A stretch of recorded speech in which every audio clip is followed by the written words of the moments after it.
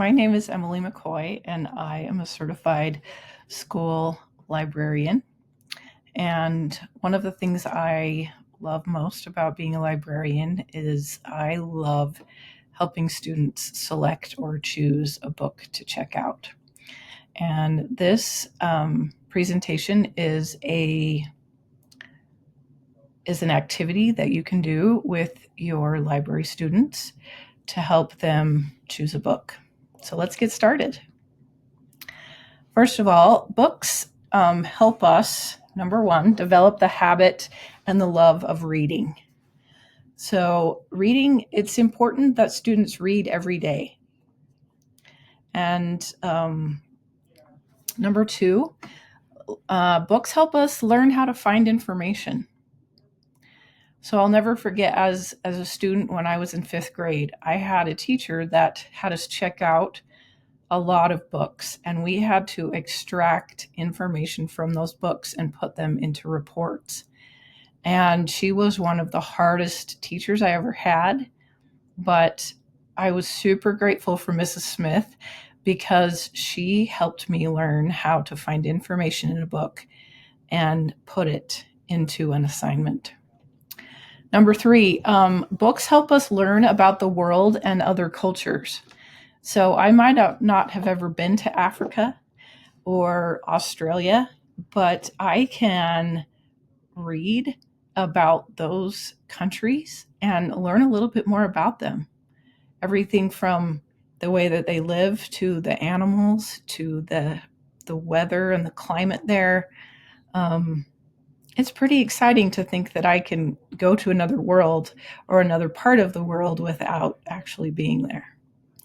Number four, books help us enhance our learning in the classroom. So one of the things I love the most about being a librarian is it gives me the opportunity to find books that can enhance the teachers and what they're teaching in their classroom.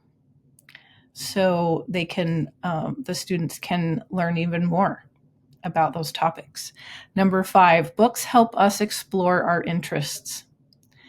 I honestly think that checking out, when I was a little kid and checking out books in the library, I was really drawn to these stories that were about real people. And they were picture books that kind of explained, someone's life and kind of how they learned how to overcome challenges and, the famous things that they did for the world.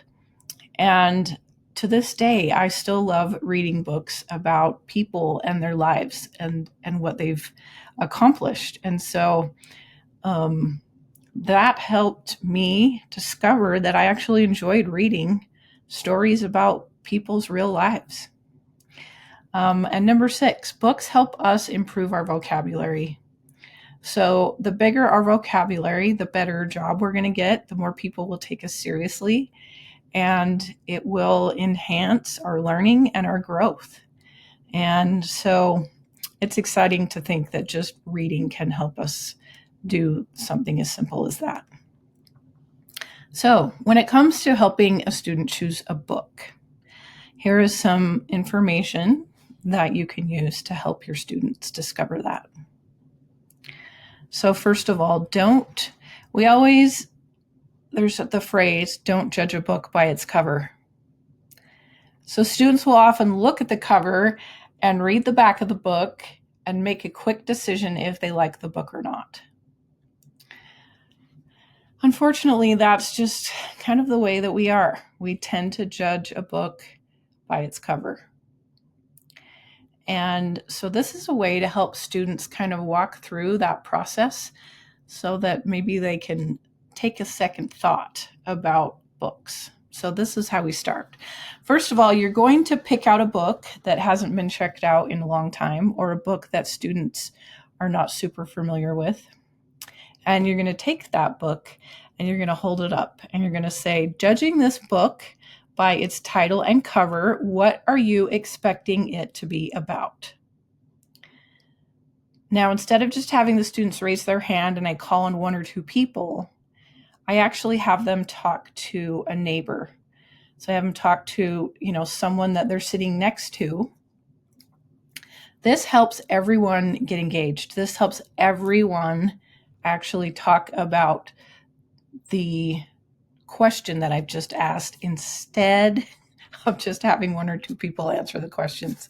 So I'll have them turn and talk to their neighbor. And then I ask, would you pick it up to read it or put it back on the shelf and move on? And then I ask them why. So then I want to kind of discover what they have talked about with their pair, with their friend, or the person that I've paired them with. And so I'll have each pair share a few of what they talked about, the thoughts of what they talked to their neighbor about. And then I ask for a quick vote. Hands up if you would read it.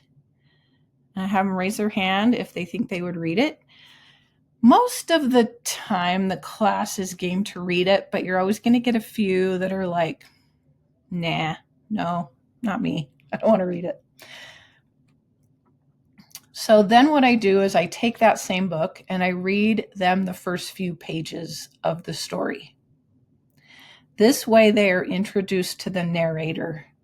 So the person who's actually telling the story, whether it's one of the characters or if it's a narrator by themselves, or it could even be a nonfiction narrator, someone that is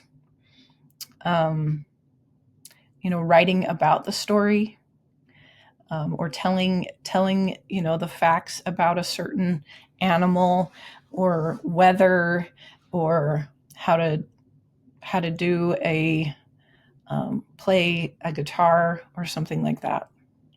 So a lot of stories have narrators. This also helps the story start to come to life. This is especially true with most books. When they are written, they realize they have to capture their reader in the first few pages. And so it's important that so if you read those first few pages, it might get them excited. So then you ask the students to turn to their neighbor to discuss if they changed their mind now after reading the first few pages. Now, for some, they're going to be that much more excited to read the book, and others, they might just be like, now I don't want to read it because it doesn't interest me at all. And that's okay. It just helps them learn how to decide. So then we talk about the reasons our thoughts have changed. So ask them, what changed your mind? Well, it was this certain part about this, this particular character, and I didn't like the way he talked, and so I didn't want to read it. Or, oh my gosh, the wizard in that story is so cool, and I cannot wait to find out more about him. So it can go both ways. So then I remind the students we shouldn't judge a book by its cover, but we do. And so I encourage them to take time to give books a chance. So I'll ask them to read like the first few chapters or the first few pages of a book, depending on the length of the book, and to kind of help them learn how to be thoughtful about their book choice. So this next step is when the students get to practice what I have just modeled for them. So that's why we call it independent practice, because they will each independently be doing or, looking for books. So I tell the students they have 5 minutes to walk around the library and grab 2 books based on their covers and titles. One should be one that you think that you will like. So one that they'll like and one that you think they will not like. So they pick both. They pick one they'll like and one they won't like. Okay. Then you will teach the students to analyze their choice. So you'll kind of walk them through the process. This can be done with a worksheet, which is included in the drive where all of this information is found. And then the students, or you can just have the students write down their questions as they go on a piece of paper. So these are the questions that you'll ask them. Okay, so first of all, you're going to start with the book that they don't think they're going to like. So the book I think I won't like, I'm going to ask these questions. Number 1, analyze the cover and title. What about this cover and title makes you think you won't like this book or will not like this book? Number 2, predict. What do you think this book is about? Now, often books have on the back, I apologize, that's my dog. They'll look at the back and they'll read maybe the first few things about that book, but that doesn't necessarily mean what the book is all the way about. So they get to predict what they think the book's about just by even looking at the cover and the people that are on the cover, the things that are on the cover. Number 3, read the first few pages. Then they're going to describe what the book seems to be about just by reading those first few pages. And then have their thoughts changed and why. So next, they're going to take the second book, the book that they think they will like, and they're going to ask the same questions. Analyze the cover and title. What about the cover and the title makes you think you will like this book? Number 2, predict. What do you think this book will be about? Number 3, read the first few pages. Now describe what the book seems to be about. Were your thoughts accurate? A lot of times they've jumped to conclusions, and once they've read the first few pages, that makes a difference. Okay, and number 4, have your thoughts changed? So this gives those students an opportunity to analyze 2 different books right then and there during library time. So based on what you read, is there someone in your class who you think might enjoy this book? Now that's the beauty of being in a classroom, is they get to know each other pretty well because they spend a lot of time together. And so I'll have pieces of paper and a pencil that they can write the title of that book and go give it to someone that they think will like it. So they're going to actually give it to that person, the little piece of paper. Then you're going to put the students in small groups and wrap up the lesson by asking them to talk to their group about what they learned. So what they learned about the 2 books they chose, how their maybe how their minds were changed, how they did judge a book by its cover and then they realized it was actually something they wanted to read. Once again, you're getting the entire class to share and talk instead of just the 1 or 2 people that you would call on. So this activity helps the students to practice being thoughtful about their reading. It helps them see that they might pass up a good book just because they weren't sure about the cover or the title. So once again, reading helps us develop our minds, boost our confidence that we can learn. Who would have thought that reading would actually do that? But the more you read, the more confident you will become in reading. Number 3, escape into a world of imagination. Number 4, understand places we have never been. Number 5, learn about jobs and careers.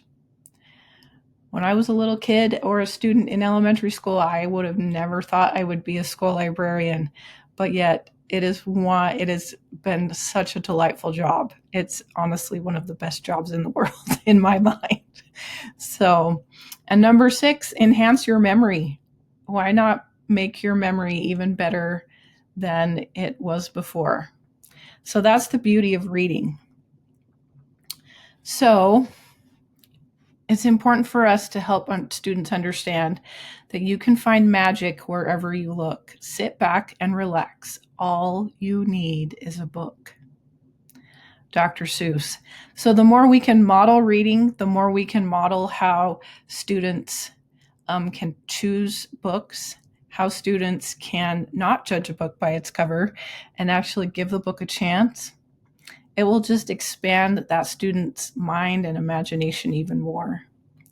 So if you have any questions about this topic, you are welcome to reach out to me on Facebook, and I would be happy to answer your questions. Thank you for joining me for teaching students how to choose a book, and I hope that you make it a great day. Thank you.